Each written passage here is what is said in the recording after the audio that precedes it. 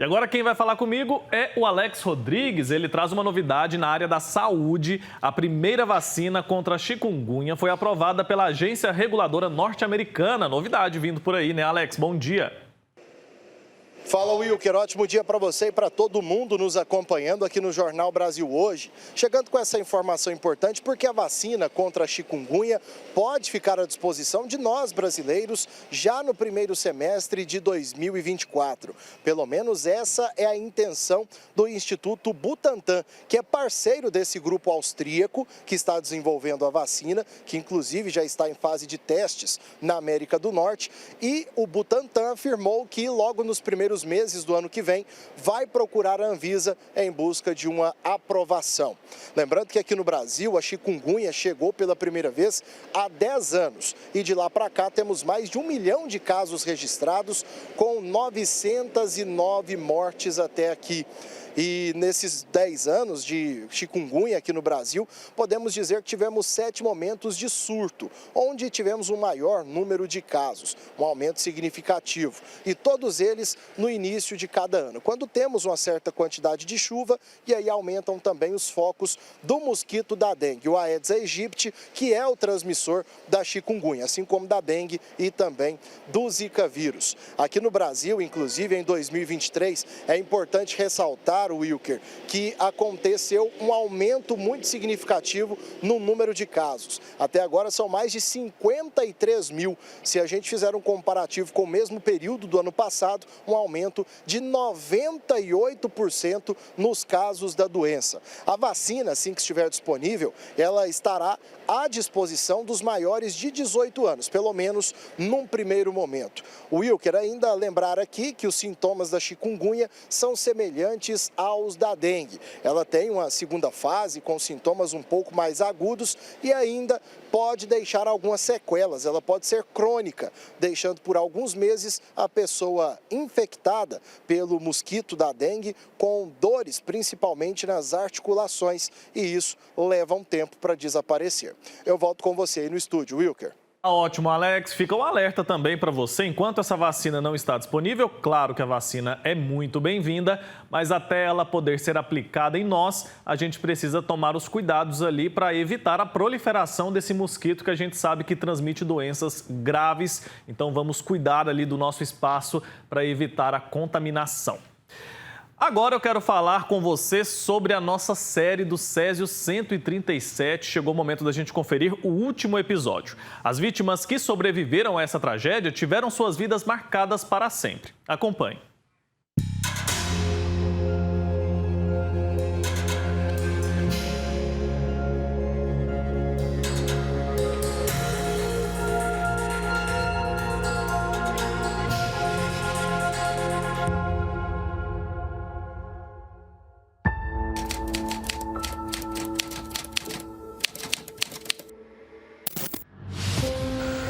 Era uma luz bonita mesmo, você punha a mão, tinha retão.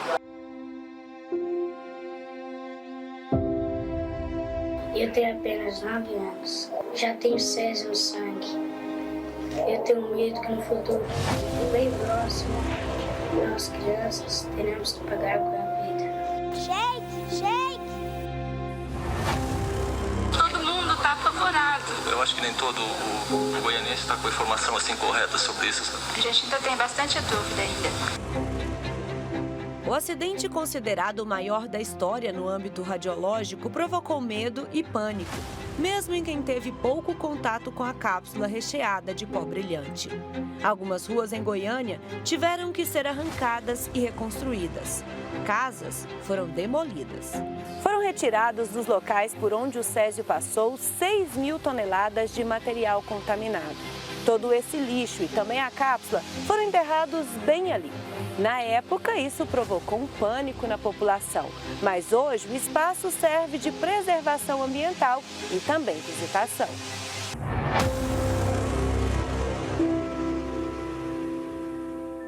A fonte de Césio de Goiânia possuía 19,6 gramas de cloreto de césio. Cloreto de césio é um sal altamente solúvel. Esse cloreto de césio ele espalhou em 7 locais principais Nós consideramos 7 áreas como focos principais altamente contaminados. Todos esses locais foram descontaminados, depois parte desses locais aí, as pessoas voltaram a viver no local, mas esse material tudo foi considerado como rejeito radioativo. Outros pontos principais da cidade, alguns pontos pequenos de toda a cidade, também tinham contaminação, mas eram pontos pequenos. Os locais de mais contaminação eram esses 7 locais. Esses 7 locais gerou 6.000 toneladas de rejeito, 3.500 metros cúbicos, e foi trazido para a Badia de Goiás. A Badia de Goiás era o local que todos os estudos técnicos indicaram que poderia receber. E ali foi provisoriamente durante 10 anos, até se fazer o definitivo. Esse depósito definitivo, ele tem toda uma característica especial, os tambores e caixas de metal foram recondicionados e a gente mantém um controle institucional até hoje por força de norma da comissão e aspectos legais também que a gente tem que cumprir. Foi quando os containers com o lixo radioativo chegaram lá na área de Abadia de Goiás e quando a base de concreto pronta, os containers foram colocados e aí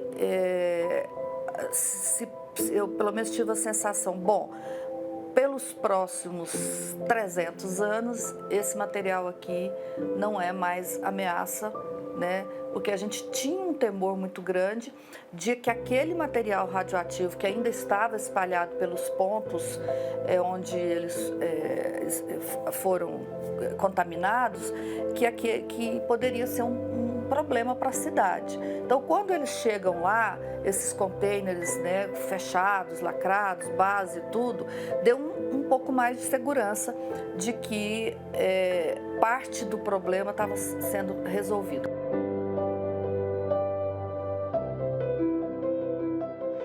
Na época, 5 pessoas foram investigadas pelo acidente com Césio 137. O dono do prédio do Instituto Goiano de Radiologia, 3 médicos responsáveis pelo local e o físico.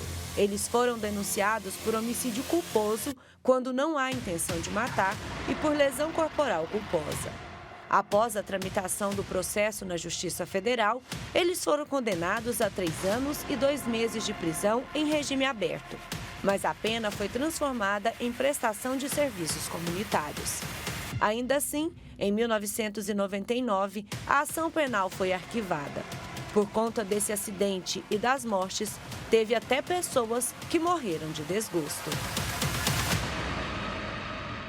Depois que a Leide morreu, que eles foram cuidar do Ivo. Aí no dia seguinte que eles começaram a fazer o tratamento da mão dele, da coxa. E foi por isso que prejudicou mais, né? Que ele fazia assim com os dedos, você viu os tendão expostos. A sequela dele mais foi o problema da mão, da lesão da mão e da coxa, né? Aí ele ficou uns 2 anos em tratamento, a curativa, era que todo dia tirar aquela carne podre, né? Limpar tudo, fazer curativo. E depois ele ficou bom, até começou a trabalhar aqui, comprar material reciclado de novo. Mas ele se sentia culpado, sabe? E o único vício dele era fumar. Aí ele passou a fumar mais. Ele ia no médico, o médico falava que ele tinha que parar de fumar porque ele estava morrendo, aí que ele fumava mais.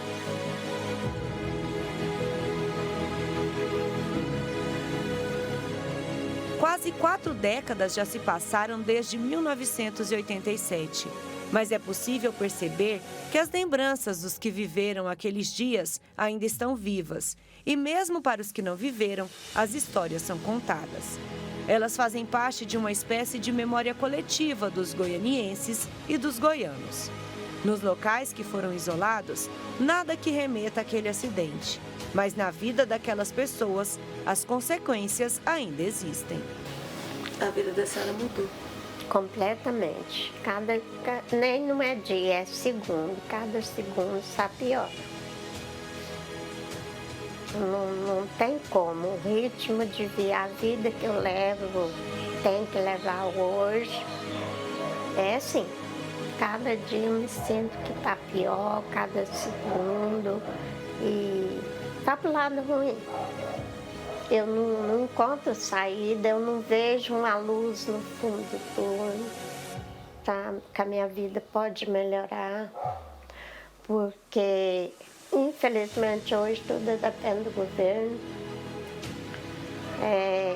Eu dependo da pensão do governo, o salário do Estado, eu no governo federal. O governo federal acompanha o salário direitinho, mas do Estado não. Tem, se eu não me engano, tem mais ou menos uns 5 anos que eu estou recebendo R$954. E tinha tudo, as notícias que a gente ia receber, a complementação do salário, agora em maio. Aí a notícia que eu tive é que o governo falou que não pode pagar, porque o Estado não dá conta. Então, hoje a esperança que eu tenho é de Deus, só de Deus. Na época, as vítimas foram indenizadas, mas mesmo 36 anos após o acidente com o Césio 137, várias pessoas afetadas, direta ou indiretamente, apresentam problemas de saúde e reclamam da falta de oferta de medicamentos.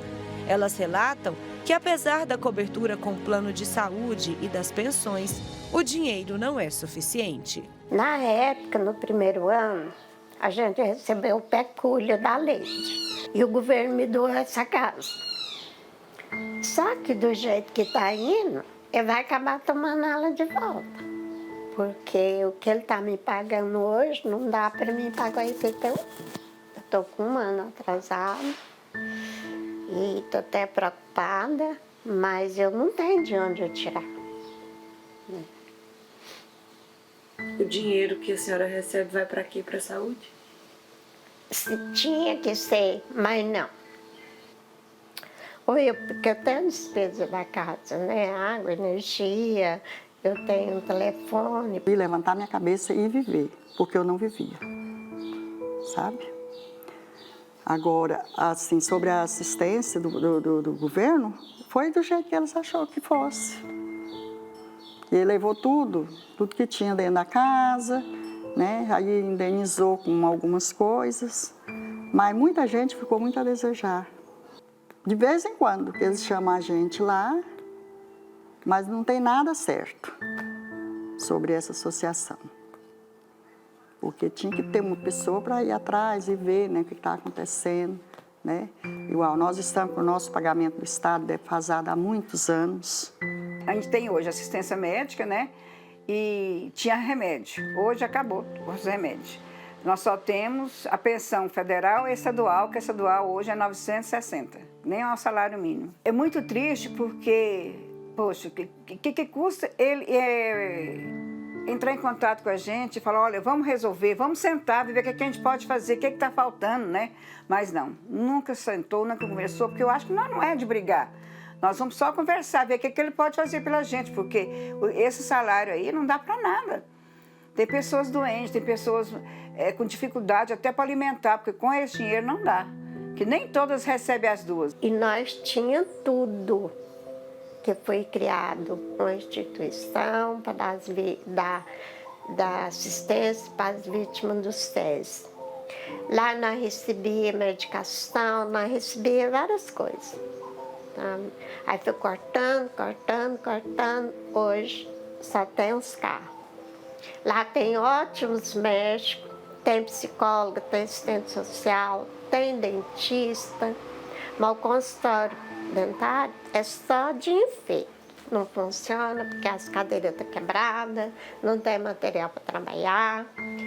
Então, a única coisa que funciona é os bons médicos que tem lá, várias especialidades que nem no postinho por aí você encontra, lá tem, mas os remédios nós não dá conta de comprar. O governo fornece e nem não paga um valor de um salário digno para a gente comprar os remédios. Então, para que essa instituição? Me fala. Dói muito porque quando eu vejo o Max é aquele da polícia. Eu estava lá no Ministério Público, aqui no doutor Marcos Antônio. Aí o doutor Marcos Antônio falou assim, esse aí é uma das vítimas do Césio, da polícia. Que eu vi aquele homem careca com câncer. Gente, aquele foi o pior dia da minha vida. Sabe assim, porque ele, uma delas, né? Porque saber que o câncer fez aquilo com ele, né? Agora vem minha filha. Então, assim, é coisa que a gente tinha passado, né? Eu espero, hoje eu peço muito a Deus. Eu não quero muita coisa, não. Eu só quero ter um final de vida digno, ter condições de ter um final de vida digno, só isso, sabe? Porque eu acho que eu não estou pedindo, não é nada demais, é pouco, muito pouco. O CARA, Centro de Atendimento aos Radioacidentados, o órgão da Secretaria Estadual de Saúde de Goiás, que é responsável pelos atendimentos, não respondeu às ligações da nossa equipe. Em agosto deste ano, o governo de Goiás vetou o aumento na pensão das vítimas do Césio 137. O projeto pontuava que o reajuste acompanharia aumento do salário mínimo. Em nota, eles informaram que o projeto foi vetado por recomendação da Procuradoria-Geral do Estado, devido à ausência de estudo de impacto orçamentário e financeiro referente aos valores previstos, e afirmaram que as secretarias de Estado da Saúde, da Administração e da Economia também se posicionaram de forma contrária ao reajuste. Hoje, 561 pessoas são contempladas.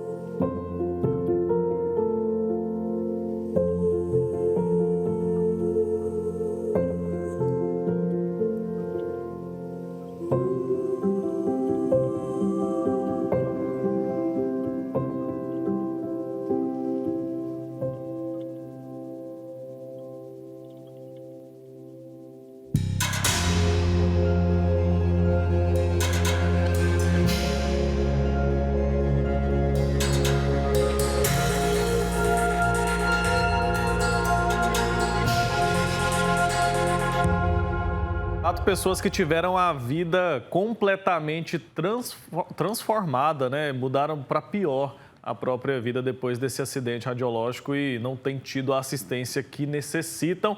Essa foi então a nossa série sobre o Césio 137. Aprendemos um pouco mais e rememoramos também aquilo que aconteceu em Goiânia em 1987. Nossa solidariedade a todas essas famílias aí que foram vítimas desse acidente que até hoje prejudica tanto a vida dessas pessoas.